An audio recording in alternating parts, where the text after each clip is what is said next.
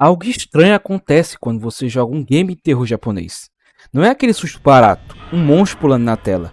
É um desconforto profundo, uma sensação de que algo está te observando, como se a qualquer momento algo muito pior fosse acontecer. Mas por quê? O que torna esses jogos tão perturbadores? A resposta não está só nos gráficos ou na jogabilidade, mas na forma como eles mexem com a mente. Hoje, vamos explorar o terror psicológico dos jogos japoneses e entender como eles foram feitos para não sair da sua cabeça.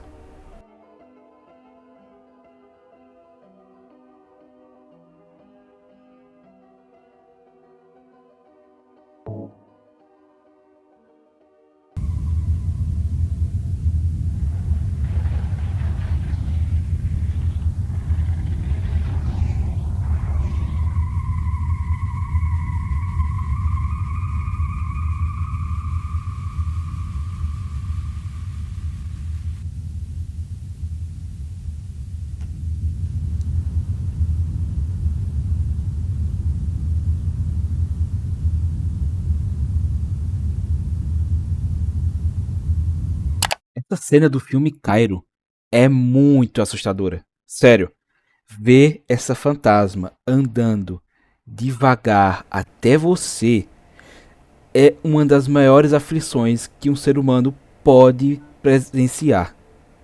Mas por que eu estou falando especificamente dessa cena? Bom, o terror japonês ele nasce de uma tradição muito diferente do ocidente. Enquanto que o medo ocidental está ligado a algo mais grotesco, ou uns jumpscares fajutos, tipo um zumbi, um demônio pulando na tela, um serial killer, etc. No Japão, o horror está profundamente enraizado na cultura, nas maldições e no inevitável. Muitos dos jogos japoneses de terror são inspirados em lendas urbanas e no folclore tradicional. Por exemplo, temos os Yurei, que são fantasmas que não são meras assombrações, mas sim entidades presas a tragédias, raiva e arrependimento. Eles não buscam vingança contra uma única pessoa, mas perpetuam um ciclo interminável de sofrimento. Tem também os yokai, que são criaturas sobrenaturais que fogem da lógica humana, sendo eles geralmente demônios ou então criaturas sobrenaturais, fazendo com que o terror do Japão seja único e bem peculiar.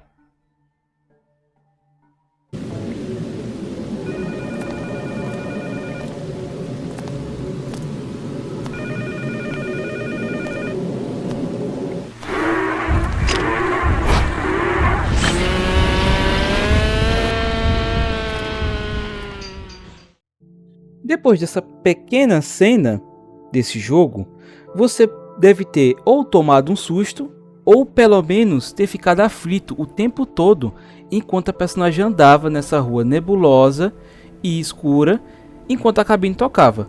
Mas por que desse medo? Por que dessa aflição? Bom, o motivo disso é que o medo nos jogos japoneses nem sempre vem de algo explícito. Ele se esconde nos detalhes, na ausência de som, na falta de explicação. Jogos como Fatal Frame, que foi o jogo mostrado anteriormente, fazem isso perfeitamente.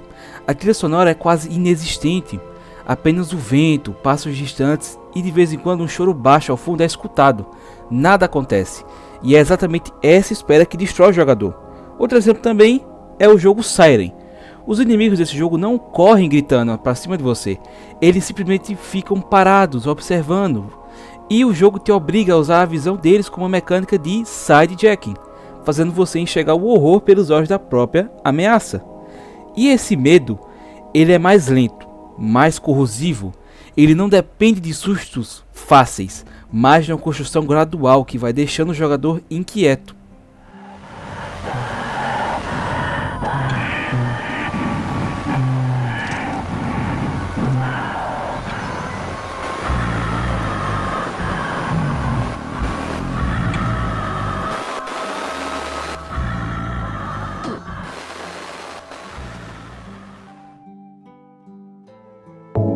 Outro elemento essencial no terror japonês é como a realidade se desfaz aos poucos.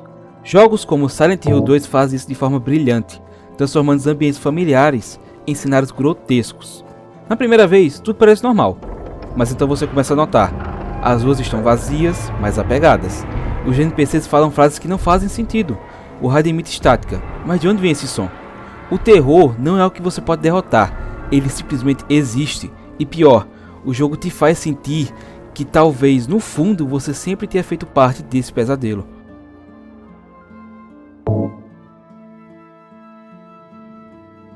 Enquanto o terror ocidental geralmente explica sua ameaça, seja um vírus, um assassino ou um demônio, os jogos japoneses preferem não dar respostas. Isso os torna ainda mais perturbadores. Esse conceito se conecta muito ao pensamento de H.P. Lovecraft, escritor que explorou o horror do desconhecido. Em suas obras, o medo vem do fato de que a realidade é muito maior e mais incompreensível do que podemos suportar. Isso também se reflete na obra de Junji Ito, mestre do horror japonês no mangás, que influencia muitos jogos. Em histórias como Uzumaki, o medo vem de algo simples, um padrão de espirais que, aos poucos, corrompe a realidade, e ninguém sabe o porquê. Jogos como Yume Nikki também exploram essa mesma ideia.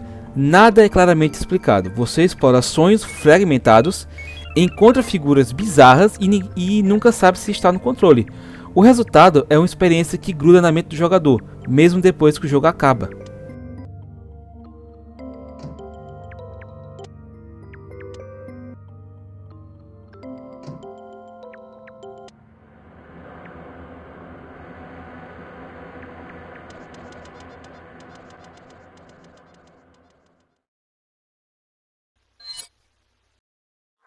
Então nós percebemos até aqui que os jogos japoneses são perturbadores porque não são apenas sobre monstros.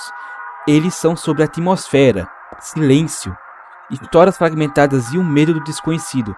E, acima de tudo, eles fazem uma coisa que poucos jogos conseguem. Eles deixam a porta aberta.